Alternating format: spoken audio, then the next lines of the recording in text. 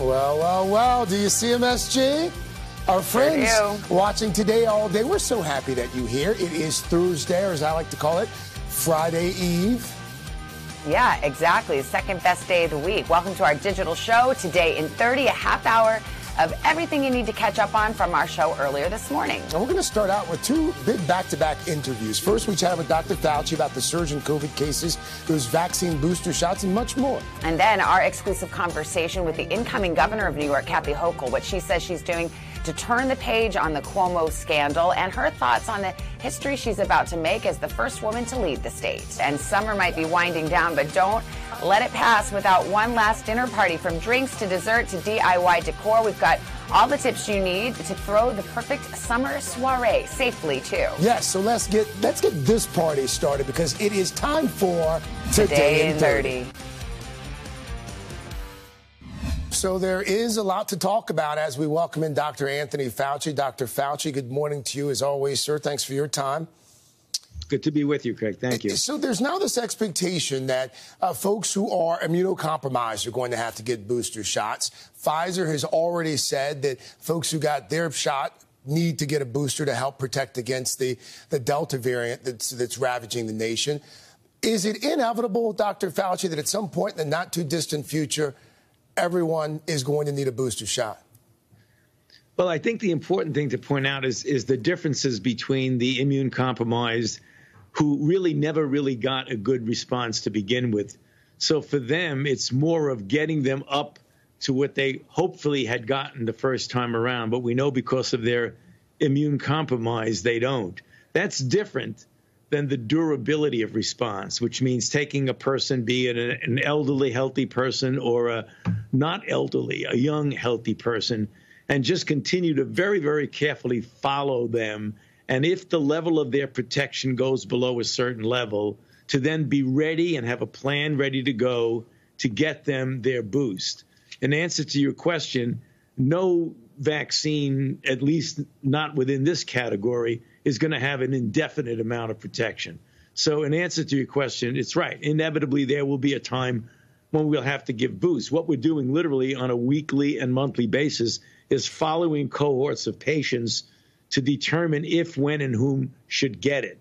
But right now, at this moment, other than the immune compromised, we're not going to be giving boosters to people. But we will be following them very carefully. And if they do need it, we'll be ready to give it to them. Let's talk about the guidance that changed on Wednesday from the CDC. Initially, the guidance was pregnant women could get it. And now the CDC is saying that pregnant women should get the vaccine. What prompted that change?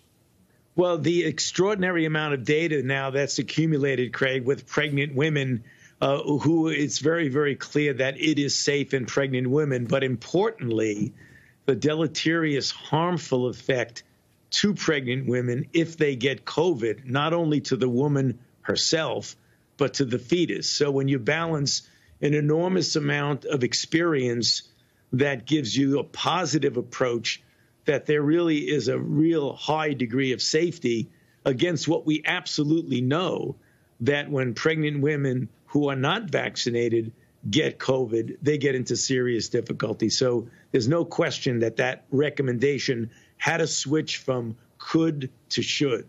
And you've got this patchwork of rules around the country with regards to schools. Testing's down, hospitalizations are up, cases are up. Should we be reopening all of our schools for in-person learning, Dr. Fauci? You know, Craig, it's really a delicate balance because we've known from the experience that we've had over the last now year and a half that keeping children physically out of class and having them have virtual and staying at home has really considerable deleterious effects on them from the standpoint of mental health, social development, a variety of other things. So we know that that's an issue. Then when you look at the situation that if you want to keep them in school, you really got to do whatever you can to keep them safe. And what that really means, in my mind and in the mind of public health officials, is the first thing you do is that you surround them with people who are vaccinated. And that's the reasons why we want the teachers to get vaccinated. We want the personnel in the school to get vaccinated. And we want children who are eligible because of their age to get vaccinated. Before we go, I want to go back to this efficacy question, because there is this study, as you know, that's out, not peer-reviewed, we should point out, but it shows that the Pfizer vaccine is less than 50% effective after 6 months. Yeah. What do you make of that? Yeah, I think what we need to do, Craig, is to get a lot of data, which is literally in real time, even as we speak now. We're doing that. There's data from Pfizer. There's data from Moderna. There's Pfizer data from Israel. There's Pfizer data from the United States. What the CDC is looking at, they have cohorts of patients, elderly, nursing home, younger individuals, et cetera, looking at all that data. And if the data show, in fact, that the degree of protection has gone down below a critical level, that's when you're going to be hearing about the implementation of boosters. But right now, at this moment, they are examining the data. They do not feel that we absolutely have to give it, except for the immune compromised, who imminently they're going to get the approval. Dr. Anthony Fauci, we'll have to leave it there. Dr. Fauci, thanks as always, sir. Appreciate your time. Good to be with you, Craig. Thank you for having me. Lieutenant Governor Kathy Hochul is with us now, her first live interview as the incoming governor of New York. Madam Lieutenant Governor, good morning. It's good to have you with us. Good morning. Thanks for having me on today. Well, you'll be coming into office under extraordinary circumstances. You've got a full plate, but one of the issues is going to greet you right at the door, which is this toxic culture. You have vowed to change it. What are you going to do? How far are you willing to go to clean house and ferret out bad actors inside the administration? Well, very first steps will be ensuring that anyone who's named in the report released by the Attorney General being involved in any kind of unethical behavior will no longer be part of this administration. They're gone on day one, so let's get that very clear. But secondly, I do believe that we're going to follow the law. I mean, the law prohibits the kind of behavior that was conducted here. And I want to make sure that there's a message that I'm tough. I'm not going to put up with anything that crosses the line or even comes close to the line, because this should be an environment where all people, women, members of the LGBTQ community, anyone is free of harassment, that they can come to work for the people of New York, stay focused, and get the job done. There'll be no more distractions. Yeah, you know, the report has surfaced not only these instances of sexual harassment, but also this larger cultural problem of bullying or intimidation. I mean, you've been a part of this administration for 6 years. Did you ever see any of that? Did you ever have occasion to talk to the governor about it or confront him about it? That was very much an insular situation, what was going on in his office. I think if anyone knows my career, they know that I've not been close to the governor. It's no secret. And my schedule reflects that I spend very little time in Albany except when I'm presiding over the Senate. So I travel. I've been the chief advocate, the chief spokesman for this administration, championing causes all over the state. So I've not been in the rooms when this has happened, and it is actually sickening to me to see this surface. And my heart goes out to the young women in particular who've been toiling in this environment, and they need to know that they are welcome in my administration. I will respect them. And I have worked as an administrator and executive in many situations and had many staffs.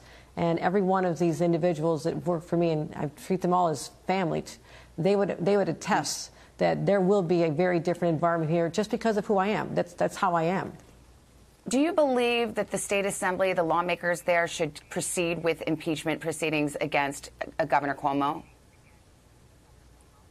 I am well familiar with the responsibilities of the different levels of government, the different separation of powers, and I don't believe it's my position to weigh in on that situation. But I have full confidence in the Assembly Judiciary Committee as well as the full Assembly to do what is right. Can I push you on that just a little bit, though? Because, you know, you are coming in as governor, a position of leadership, and there's a divide here. Some say, look, let it go. It's a distraction. It takes resources. It takes time. Others say he should be held accountable and not be able to run for state office again. Where do you come down on that key issue of whether impeachment proceedings should go forward? You mentioned this is a distraction. I want the people of New York State to know that I will not be distracted from job one, which is to fight COVID and bring back our economy. So that'll be going on in a parallel universe, which I'll be observing, but I don't have a voice in this, and I want that process to play out independently of the responsibilities that I will have, which are quite weighty on day one. Let's talk about COVID, because there are some really hot issues being debated right now. One of them is mask mandates, particularly in schools. Just generally, where do you come down? Do you think there should be mask mandates in schools? Well, this is an opinion right now because Governor Cuomo is still in office and this state only has one governor at a time. But when I become governor, this will be a key issue. And my view is that people will be wearing, children and everyone in a school environment will be wearing masks. That's just an opinion right now. I don't have the authority to make that the policy. And we're going to leave it up to the school districts right now. But we're going to monitor this closely. I mean, I was right there last year monitoring the Western New York side of the COVID response. So I'm well equipped to handle this and make decisions quickly. It's one of my strengths. But also to let the school districts know that we want them to be very involved. There'll be engagement with teachers, and I've already spoke to leadership of teachers unions, parents, healthcare community. I'm going to bring a different approach to this. It's not going to be top down. It's going to be much more collaborative, and I will listen to everyone before I make decisive decisions. Fair enough, and I know there is only one governor at a time. You've got 12 more days, but I think schools are looking for guidance right now, and I'm not sure I actually understood where you come down on whether or not you think there should be mask mandates. In other words, your health department could issue guidance to schools. A lot of local officials have said they'd like to see that guidance. I mean, what's your position on it? I believe that they'll end up being mask mandates. I just don't have the authority at this moment. In fact, I'm meeting the health commissioner in a couple of hours to go over this, and I'll be drawing on all the current data that's available, CDC recommendations, but also we need to be talking to the school districts as well. That hasn't happened in the past, is the way I think it should. We need to find out what their anxiety is, why there's any objection to this. And I believe that this is going to have to be the way we go to make it a safe environment for everyone to feel we get back to school. And that is my number one priority. Children have to be back in school. We cannot have this continuation of this hybrid or work from home situation anymore if we can avoid it. But again, these decisions that I'm talking about today, or my opinion today, may have no bearing if this variant spirals out of control. I'm watching those numbers like a hawk, and we'll have metrics that determine when we take a different course. We'll be flexible. There will not be a decision made now that may even hold in a couple of weeks because I don't know what the variant is going to do or any new variants. But that is the job of a governor, to make sure that we have that data and make the right decisions for New Yorkers. And before I let you go, you are finishing out Governor Cuomo's term. Will you run for your full term in your own right next year? Yes, I will. I fully expect to. I'm prepared for this. I've led a life working in every level of government, from Congress to local government. I am the most prepared person to assume this responsibility, and I'm going to ask the voters at some point for their faith in me again. But right now, I need their faith, I need their prayers, and I need their support to make sure we get this right. And I am confident they'll see that I fight like hell every single day. It's how I'm hardwired, and I'm looking forward to this challenge, and I won't let New Yorkers down. Well, best of luck to you in this important work. Incoming New York Governor Kathy Hochul, thank you for your time this morning. We really appreciate it. Hey, everybody. There's our Third Hour Today crew. It's Today in 30, and over there we're talking Kristen Bell, Dax Shepard. Fantastic stuff. Crazy conversation. I am so happy that you are not the photographer for the Today Show, because this would just be a hot mess. Okay, excuse me, but what? What's the problem? Because our necks are cut off. Yeah, Sure you can. It flips around. You see my eyebrows?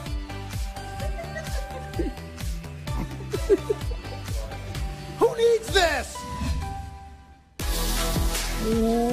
Welcome back to the Third Hour Today with a look at a new game show that's just like a lot of families. Fun, competitive, and messy. Just like us. Exactly. Right. I got the chance to catch up with Kristen Bell, Dax Shepard, to find out about family game fight and what goes on in their house.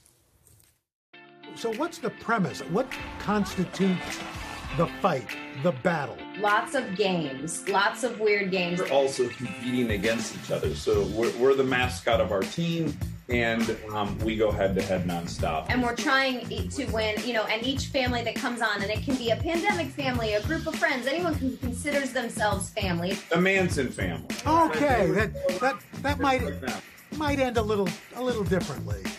Yeah. He said it's a dangerous show. And Dax is fighting for his family. I'm fighting for my family to win $100,000. And we're getting ice buckets dumped on our head and down our back. They hook up a tube in this game called Brain Freeze with a big ice watery chunk that has to go down your back and down your pants. And it is one of the most uncomfortable things I've ever done. I would love to tell you it's not as bad as it looks, but it's worse. And we did it 18 times in a row. Oh my God. Kristen, you mentioned, like some pandemic families. Are there any lessons that we might have learned during the pandemic that you see with these families? They were teammates, and like to the best definition of that. And I think that's because a lot of these people that came on the show, they spent the last 18 months together. And I mean, certainly learned what we learned, which is that patience and grace is key. I think people always assume that boys smell worse than girls. And as the father of two girls and a boy, I can tell you that that's not necessarily so. And I understand that there's an issue in your house with that. I think you're referring to when we bathe them. It's a smell test. It's a foot smell test. And then you just pop them in the water or the shower or the bath. So it's every couple Especially days. in the summer. So something happens in summer, right? You're just bathing them far less, and you're kind of leaving them in charge of it, which they're bad at it. And then, a whiff will hit you, and you go, oh, it's time. Yeah. In fact, it was probably time yesterday. Yeah, but here we are. So was that the impetus for your line, Hello Bello, for soaps and products for kids? Get them clean. Our kids were because we're overpaid and we live in Los Angeles. We were just in a really weird position where we could approach a Walmart and start with the economy of scale that allowed us to do really premium, healthy, organic stuff for half the price of the other stuff. We say it's your mom's ingredients at your dad's prices. The girls aren't babies anymore. Now that they're out there and they're these independent, free-thinking, free-range kids, what are they coming home with that still just kind of gobsmacks you sometimes? Well, currently, into our great horror, our 8-year-old has taken an interest in musical theater. She's learning like reams of dialogue and songs, and she's just on fire for it. She's doing a lot of plays, and she's doing a great job. Yeah. And the younger one is all over the place. We don't know what her deal is yet. Al, it couldn't possibly mean anything to you, but I just want you to know, it was 17 years ago. I was promoting a movie Without a Paddle. It was really the first time I was on television. You interviewed Seth, Matt, and I down in the plaza. Oh, yes. And I couldn't believe I was on TV with you. Thank you, Al. Thank you so much. Here we are. Guys, thanks so much. It's great to see you. Thank you, Al. A lot of fun. 17 years going strong, you and I.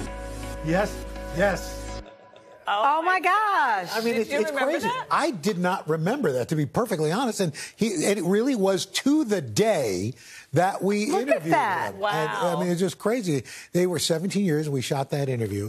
Wow. Yeah, look at how young. He looks so young. You know what is so interesting to me? So today we're talking about him. Mm-hmm. Was it yesterday we were talking about Katie Ledecky when you were out on the plaza? Yes, she was 1 year old. So I think that you had the Midas touch, my friend. I interviewed Abraham Lincoln. You are a mess. He was here. It was incredible. But there's so many other stars. I told him not to go to the theater that night. But anyway, Family Game Fight, airing Wednesdays at 9, 8 Central on NBC. And for more of our interview, head to Today all day this afternoon at 2:30 and 6:30 Eastern. Good morning, it's Nathan Turner here. I'm going to be on Hoda and Jenna talking all things summer entertaining, cocktails, summer recipes, tabletop ideas, and more. See you soon. This week, we've been checking off our summer bucket list. And if you've been thinking about hosting a dinner party, we've got some ideas you can easily throw together this weekend. And we hear, Jenna, there is a BLT bar. Just like what involved. We need is more pork. Okay, my kind of party.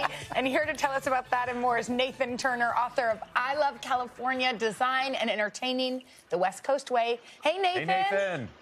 Good morning, guys. Morning. Nathan, I'm a fan of your design. You're very talented, but you're also great at throwing a party. So we've already had a hot dog meets a apple pie together this morning. You guys are way ahead of me here. So, and say hi to Tina the plant for me as well. I know, we She's will. doing well. Okay, can we start with cocktails? Every good party needs a drink. Cocktails. It's one of the most important things.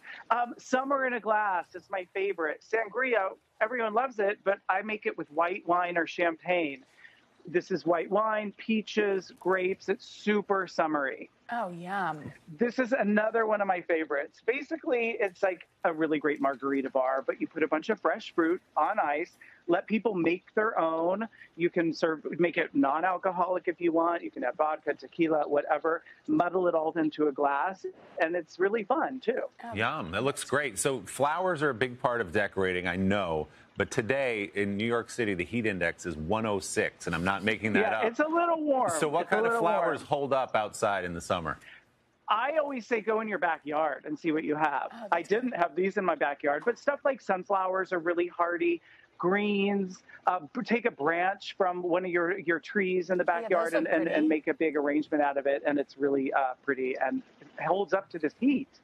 Okay, so evidently colorful gingham is having a moment, which we can see on your tables with the green and the yellow. What's a way to elevate our table decor? Well, here's a couple ideas. Gingham is having a moment, and don't be afraid to mix match. I have yellow and green and large and small checks. And then also I do these little like votives. These are really inexpensive and easy to make. Take a plain votive, dip it in a little bit of paint, and then leave it out to dry, and you have custom colored votives. Oh, that's so cool and easy. We've all used these little bamboo cutlery, and you can put a little bit of decorative tape, and it all ties into your color scheme. Obviously today I'm doing a really cheerful green and yellow.